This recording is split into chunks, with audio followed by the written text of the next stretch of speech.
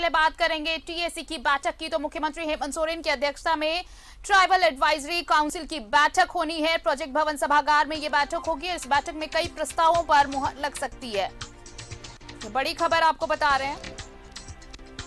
Project भवन सभागार में टीएसी की बैठक होगी।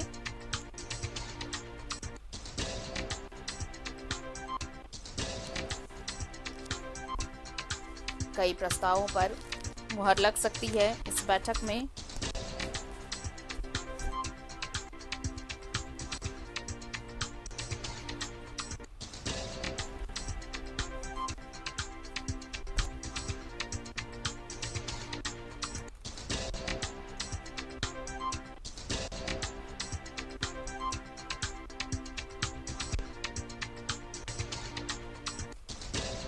और सीधे रुक कर लेते हैं अपने सहयोगी विपिन उपाध्याय का, हमारे साथ एक बार फिर से जुड़ रहे हैं। विपिन, देखिए अब थोड़ी देर में ये बैठक शुरू होगी। थोड़ी देर पहले जब बातचीत हो रही थी तो आप बता रहे थे कि कोई कुछ बहुत बड़े प्रस्ताव है, कुछ अहम प्रस्ताव हैं जिनको आज इस बैठक में मंजूरी मिल सकती है।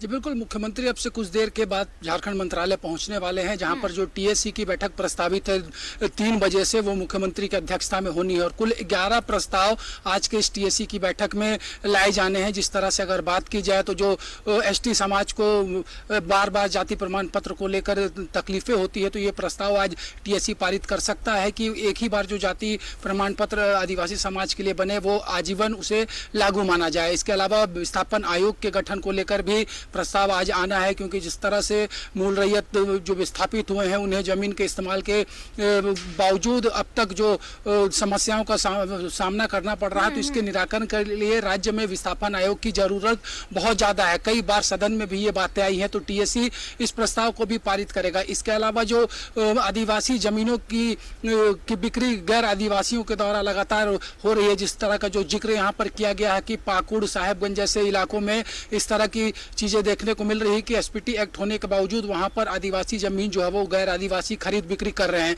तो इस पर भी कड़ाई से सरकार को एक्शन उठाने के लिए टीएसी जो है आज प्रस्ताव पारित करके अपनी सहमति दे सकता है। इसके अलावा अगर बात करें तो जो जनगणना होना है उसमें अगर आदिवासियों की जो बहुप्रतीक्षित मांग है अलग सरना धर्म कोड, उस आधार पर अगर जनगणना नहीं होती है तो ऐसे में राज्य की सरकार असहयोग भी केंद्र को कर सकता है इस जनगणना को लेकर। और जो कई ऐसे महत्वपूर्ण बिंदु, चाहे वो आदिवासियों को ऋण देने को लेकर जो बैंकों की कोताही है, उस पर भी आज की इस बैठक में चर्चा होनी है। और जिस तरह से बात करें कि जो कई ऐसे मामले लंबित पड़े हुए हैं आदिवासियों से रिलेटेड, उसके पुनरीक्षण की बात भी आज की इस बैठक में होनी है। तो कुल 19 सदस्यीय टीएसी जो अभी झारखंड में है, हालांकि इसकी संख्या कुल 20 होनी चाहिए, लेकिन एक पद अभिरिक्त रखा गया है। जो मनोनीत 3 सदस्य जो गैर विधायक इसके मेंबर हैं, उनमें से एक पद अभिरिक्त है। तो देखना यह भी दिलचस्प होगा कि इस बैठक में, क्योंकि जिस तरह से पिछली बार बाबूलाल मरांडी, नीलकंठ सिंह मुंडा जैसे नेताओं ने शिरकत नहीं की थी टीएसी की बैठक जो उस वक्त ऑनलाइन हुई थी,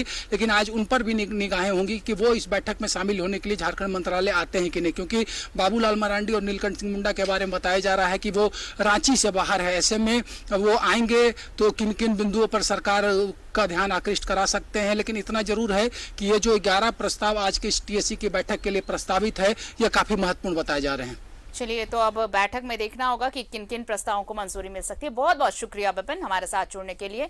और भी अपडेट्स लेंगे। शुरुआत अभी हुई नहीं बैठक की, बैठक शुरू होगी तो और भी अपडेट्स लेंगे आपसे। शुक्रिया।